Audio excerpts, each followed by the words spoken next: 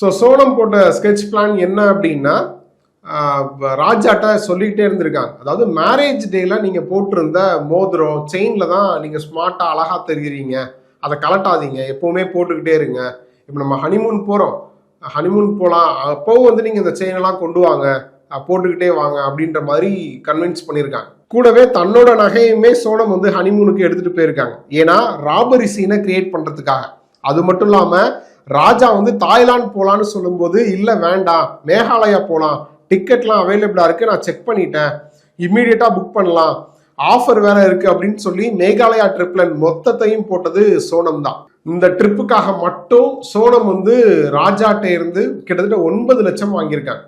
அந்த மனுஷன் பாவம் உண்மையில எதுவுமே தெரியாம முழுசா தன்னோட மனைவியை நம்பி மொத்த பணத்தையுமே கொடுத்திருக்காரு. இது மட்டும் இல்லாம சோனத்தோட பிளானை நடத்துறதுக்காக ராஜ் குஷ்வாஹா அவருக்கு தெரிஞ்ச 3 பேரை கொலை பண்றதுக்காக அரேஞ்ச் பண்ணியிருக்காரு. 20 லட்சம் வரைக்கும் தாரேன்னு பேரம் பேசியிருக்காங்க. இது மட்டும் இல்லாம 50,000 ரூபாய் அட்வான்ஸும் கொடுத்திருக்காங்க.